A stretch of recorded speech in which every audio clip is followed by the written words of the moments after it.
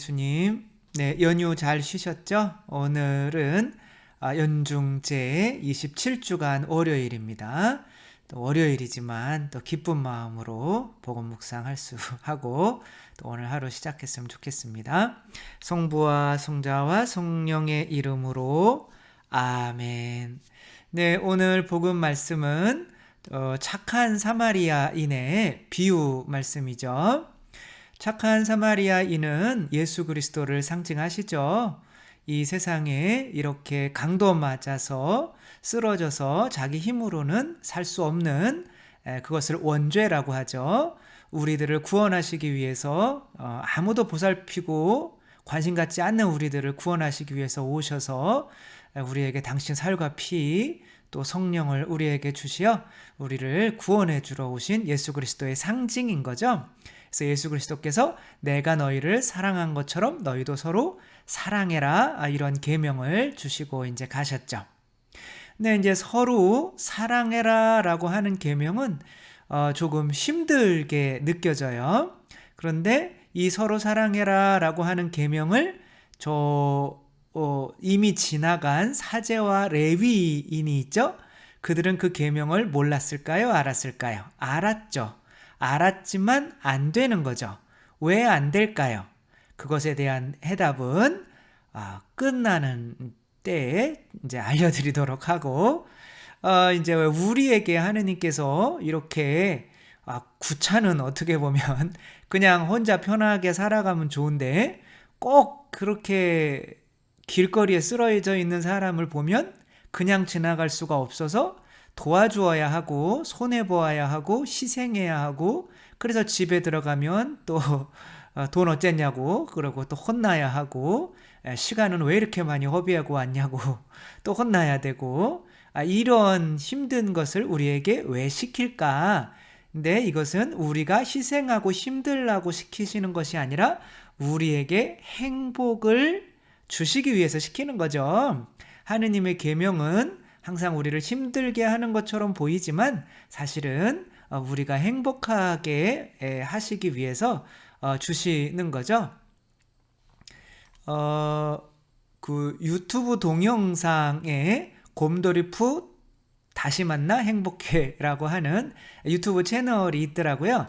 여기에서 이제 힘들고 어려운 20대의 청년들 갈팡질팡 이제 회사에 들어가려고 하면 면접에서 매번 떨어지고, 이제 뭐 고3짜리도 있어요.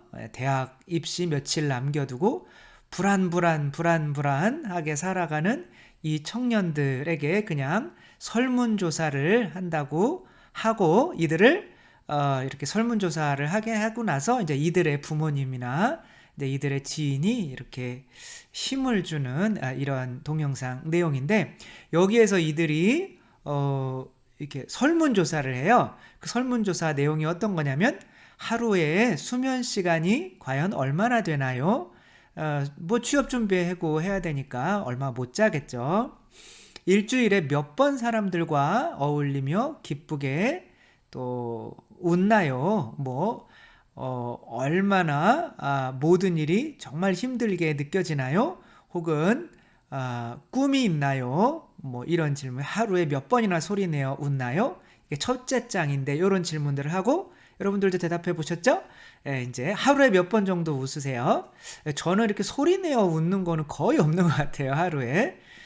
근데 아무튼 그 다음에 뒷장 넘겨보면 거기에다가 앞에다가 어릴 때 요거만 넣어요. 어린 시절에 하루에 몇 시간 정도 잤나요? 어린 시절에는 꿈이 있었나요? 어린 시절에는 정말 모든 게 힘들게 느껴졌었나요? 어린 시절에는 과연 하루에 몇 번이나 소리내서 웃었나요? 정말 질문 자체가 비참하죠. 어렸을 때는 더 많이 웃고 더 많이 기뻐하고 또 그렇게 힘들게 살지를 않았었는데, 이렇게 내 처지가 이렇게 힘들구나 라고 하면서 어렸을 적을 기억하게 이제 이 부모님들이 너는 어렸을 때 많이 웃었고 어렸을 때 정말 행복했고 어렸을 때 꿈이 가득했었단다. 이런 얘기를 하니까 야, 지금 내 꼴이 왜 이렇게 됐을까? 그리고 정말 부모님밖에 없구나, 나를 생각해 주는 사람은. 뭐 이런 동영상 내용인 거죠. 여기서 말씀드리고 싶은 것은 이들이 왜 어렸을 때는 대부분은 행복했는데 이렇게 살아가면서는 힘들까요? 왜 이렇게 걱정거리가 많을까요? 그래서 어른들은 이렇게 말씀을 하셔요. 제가 어렸을 때 니네들은 그렇게 웃고 행복한 거는 그냥 한 가지 걱정만 하면 되잖아. 니네는. 우리는 걱정할 게 많아. 너희들 벌어 먹여야 되지. 뭐 그다음에 잘 모르겠네요. 뭔 걱정을 하고 사는지 모르겠지만 아무튼 많아. 우리는 많아. 너희는 공부만 하면 되잖아. 그래서 너희는 걱정을 하나만 하면 되고 우리는 조국 통일과 뭐 세계 평화와 바이러스도 걱정해야 되고 뭐 이런 많은 것들을 걱정해야 되니까 걱정거리가 더 많으니까 어른들은 훨씬 힘든 거고 어린이들은 그래서 공부만 하나만 걱정하면 되니까 그렇게 힘들 필요가 없어 라고 하는 어처구니 없는 말씀을 하셔가지고 기가 찬 적이 있었죠. 공부는 쉽나요? 저는 공부가 제일 싫어요.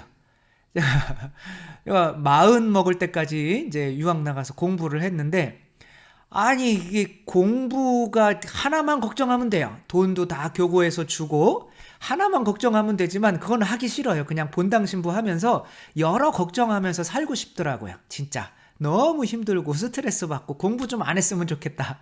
그래서 어렸을 때 이렇게 많이 웃고 행복하고 꿈을 가지고 있었던 이유는 할 일이 한 가지밖에 없어서가 아니라 내가 지금 뭐 해야 되는지를 알았기 때문에 행복한 거죠. 이 사람이 제일 불안하고 제일 힘든 거는 내가 지금 뭐 해야 되는지 모르기 때문에 힘든 거죠. 집에서 멍하니 있을 때 테레비 보고 있으면 테레비가 계속 재미있으면 그거에 몰입하면 나훈아 쇼 막 보고 있고 그거에 몰입하면 그냥 그것만 보고 있지만 이제 한 사흘이고 한 달이고 TV만 보고 있으면 어떻게 돼요? 내가 이거 이렇게 가치 없는 존재인가? 이런 생각이 들고 내가 뭔가 지금 해야 되는 일이 있는 거 아닌가? 라는 불안감이 들죠. 아기들이 태어나서 부모님을 먼저 찾죠. 먼저 찾는 이유는 물론 부모님이 양식을 주죠. 그 양식을 통해서 아이들에게 뭐를 가르쳐줘요. 아이들이 지금 부모님이 있다는 거는 이제 아이들이 뭘 해야 되는지를 알게 만드는 게 사실은 부모님인 거죠. 아이들에게 고아원에서 그냥 먹을 것만 주고 관심을 안 가져주면 이 아이들은 내가 지금 뭐 해야 되는지 몰라서 아무리 좋은 영양분을 먹고 하더라도 온전한 인간으로 성장할 수가 없습니다. 그래서 스마트폰으로 만들어져 있으면 스마트폰으로 쓰여져야지 그 스마트폰이 마치 이렇게 망치처럼 이렇게 쓰여지고 있다면 왠지 불안한 거죠. 그래서 인간들이 내가 지금 하는 행위가 내가 자유의사에서 나와서 하는 행위인 것 같지만 사람은 다 내가 속한 어떠한 공동체의 뜻에 지배받고 있어요. 그래서 사람은 소속하고 싶은 거예요. 왜? 그 소속된 곳에서 부모님도 공동체죠. 내가 부모님에게 소속되면 부모님이 하는 말만 듣고 그 말대로만 하면 되거든요. 그게 제일 편안한 거거든요. 세상에서 제일 불안한 게 내가 지금 뭐 하고 있는가를 모르는 게 제일 불안한 거죠. 마치 버스를 막 바빠가지고 잡아 탔어요. 근데 지금 너무 바빠가지고 지금 중요한 회의에 가야 되는데 버스를 탔는데 이게 지금 제대로 가는 건가 거꾸로 가는 건가 막 모를 때는 어마어마하게 불안하죠. 그런 것처럼 내가 지금 명확하게 이 일을 정확하게 내가 꼭 필요한 일을 하고 있는가 그것을 알게 되는 게 사실은 참으로 이 불안감에서 해방되는 참 행복인 거죠. 그래서 비백 H 머시라고 하는 사람이 쓴 그 책에 우리는 다시 연결되어야 한다라는 책이 있어요. 연결되라는 거는 뭐야? 내가 어떠한 공동체에 속하게 되는 거죠. 근데 거기에 한 깽단, 미국 책이니까 미국의 한 깽단 조직 폭력배에 들어갔던 사람이 이제 이렇게 이야기를 하는 거예요. 왜 자기가 그 조직폭력배에서 열심히 살아가게 됐는지는 자기는 연결되지 못했다는 거예요. 어렸을 때. 그러니까 뭐 해야 되는지 모르는 거죠. 너무 이게 너무 불안하고 외롭고 그런 상태에서 이제 뭐 운동 같은 거 했나 보죠. 그러니까 이제 이런 조직폭력배, 이건 뭐 영화지만 조직폭력배에 들어갔더니 너무 행복하더래요. 이 사람들이 다 안아주고, 근데 그 조직폭력배라고 하는 어떠한 공동체든 다 나에게 요구하는 뜻이 있거든요. 가족은 또 나에게 요구하는 게 있고, 또 교회도 나에게 요구하는 게 있고, 회사나 학교도 나에게 요구하는 게 있어요. 항상 어느 공동체든 그 공동체 안에 들어가면 그 뜻을 따라야 돼요. 근데 내가 공동체 안에 들어갔더니 그 공동체가 나에게 그렇게 따뜻하게 안아주니까 너무나 행복한 거죠. 그러니까 너무 행복하니까 보답을 해야 되잖아요. 그러니까 그 공동체, 여기서는 조직폭력배인 거죠. 거기에 나쁜 일만 하고 다니면서도 내가 이제 정말 행복한 거죠. 근데 이제 하다 보니까 이제 양심에 어긋나는 일을 하다가 보니까 이건 아닌가? 이거는 이 공동체가 나를 사랑했던 것이 아니라 이용해 먹고 있었구나 라고 하면서 그 공동체에서 떨어져 나와서 다시 이제는 내가 뭐 해야 되지? 이런 사람이 되어버리는 거죠. 그러니까 우리는 뭐 아주 저급한 동물들, 기생충이나 모기나 뭐 얘네들은 공동체를 만들지 않죠. 그리고 공동체에서 오는 행복을 누리지를 못하죠. 그러니까 공동체의 뜻이 아니라 뭐의 뜻만 따르면 돼요? 내 뜻만 따르면 되는 거죠. 나도 내 뜻에 합쳐진 나도 하나의 공동체인 거야. 하느님 아버지도 성부 성자 성령 공동체이신 것처럼 나도 공동체인 거야. 그리고 이 공동체에는 나를 지배하는 뜻이 있어요. 이것을 자아라고 하는 거고 그 뜻을 세속육신 마귀라고 하는 거죠. 이것에 따라서 살면 기생충이나 모기처럼 이렇게 남에게 해를 끼치는 사람이 되는 거죠. 근데 마치 스마트폰이 스마트폰으로 사용되지 않고 망치로 계속 사용되고 있으면 그 스마트폰이 기분이 별로 안 좋죠. 그렇죠? 그래서 얘는 이제 뭐한테 길러졌는지 모르겠지만 짐승에게 길러진 아이고 이제 자기가 짐승으로 살아가는 게 너무 행복한 거예요. 그래서 인간에게 발견됐을 때 나를 짐승으로 살게 좀 냅둬라 라고 이렇게 자꾸 도망가려고 하는 거죠. 근데 우리 입장에서 볼 때는 얘는 짐승으로 사는 게 행복이라고 하지만 우리 입장에서는 저건 스마트폰인데 망치로 사용되고 있네. 저거는 더 행복할 수 있는 건데 왜 모를까? 이렇게 하는 거죠. 이렇게 하느님을 모르는 사람들이 진짜 길가에서 강도 만나서 이 자아 혹은 마귀라는 강도 만나서 쓰러져 있는 사람이란 말이에요. 이 사람을 구원하기 위해서 예수님께서 오신 거고 그러나 계명은 이미 있었어요. 서로 사랑해라. 내가 너희 사랑한 것처럼 너희도 서로 사랑해라. 이 계명은 지금 앞서가는 이 사람을 피해서 도망가 버리는 사제나 레위인, 성당에서 봉사하는 봉사자들이죠. 이 사람들도 알고는 있어요. 그러나 이 쓰러져 있는 길에서 쓰러져 있는 사람이 보이지가 않아요. 왜냐하면 그 계명이 진짜 내게 되지 못했기 때문에 그런 거죠. 그 계명이 내게 되면 마치 아침, 점심, 저녁 되면 밥을 먹어야 되고 밤이 되면 잠자야 되는 것처럼 그 계명이 나를 완전히 지배하게 만들어서 쟤 도와줘야 되나 말아야 되나 이렇게 생각할 겨를이 없어요. 그냥 밤 되면 자야 되는 것처럼 쓰러져 있는 사람이면 도와줘야 되는 거죠.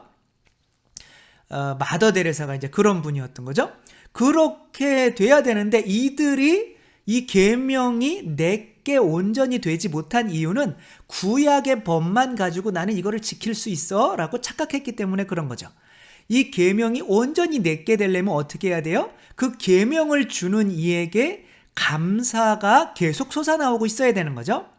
아까 조직폭력배로 들어갔던 그 아저씨가 내가 조직폭력배 일을 계속하고 있을 때는 그 조직의 공동체가 나에게 주는 행복에 대한 내가 감사가 우러나오기 때문에 그것에 대한 보답으로 이 조직폭력배의 계명을 따라주는 거잖아요. 그렇죠?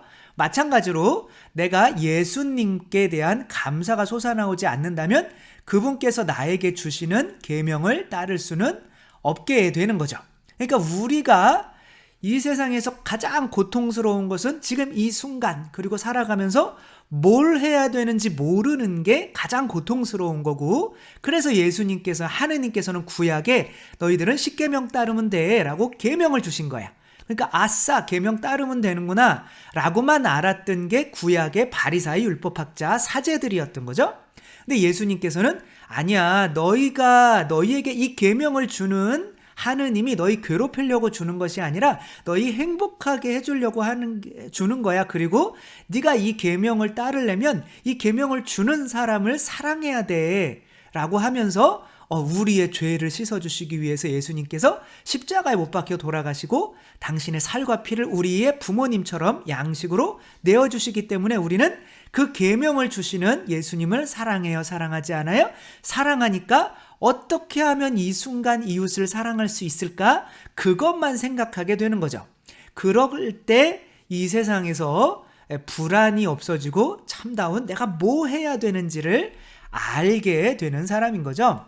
사람이 되는 거죠. 여기에서 진짜 행복한 사람은 이거 왠지 양심의 가책 느끼면서 이 사람을 피해서 가는 사제나 레위인이 아니라 이때 내가 힘들지만 바로 이웃을 위해서 사랑해 줄 수 있는 뭐 해야 되는지 아는 이 사람이 바로 가장 행복한 사람이고 하늘나라에 들어갈 준비가, 왜냐하면 거긴 또 그렇게 사랑할 줄 아는 사람만이 들어갈 수 있는 곳이잖아요. 그렇게 새로 태어난 사람이 되는 거죠. 예수님께서 옛날 계명이지만 또 새로운 계명으로 내가 너희를 사랑한 것처럼 너희도 서로 사랑해라 라는 계명을 주셨고, 이 세상에 정말 힘들고 어렵고 가난하고 이 세상에 이렇게 쓰러져 있는 사람들은 얼마나 많아. 힘들고 어렵고 특별히 낙태되거나 아직 태어나고 싶은데도 아기를 안 낳아서 태어나지 못하는 불쌍한 영혼들이잖아요. 그렇죠? 혹은 자연도 될 수 있고, 이런 것들을 넘어서서 제일 불쌍한 사람은 뭐예요? 이 계명을 몰라서 아직도 어떻게 살아야 되는지 모르는 사람이 제일 불쌍한 사람이죠. 그런 사람에게 이렇게 사는 거예요. 그리고 당신이 그렇게 살려면 예수님을 사랑하셔야 돼요 라고 하느님을 사랑하게 만드는 걸 뭐라 그래요?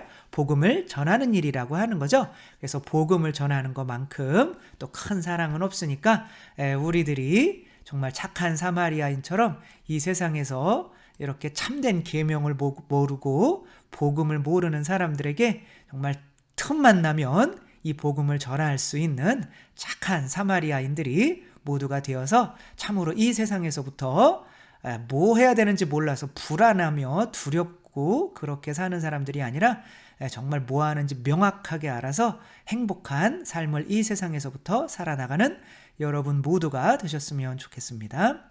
주님께서 여러분과 함께 전능하신 천주 성부와 성자와 성령께서는 여기 모인 모든 이에게 축복을 내리시어 길이 머물게 하소서. 주님과 함께 가서 복음을 전합시다. 하느님 감사합니다. 성부와 성자와 성령의 이름으로 아멘. 네, 감사합니다. 사랑합니다.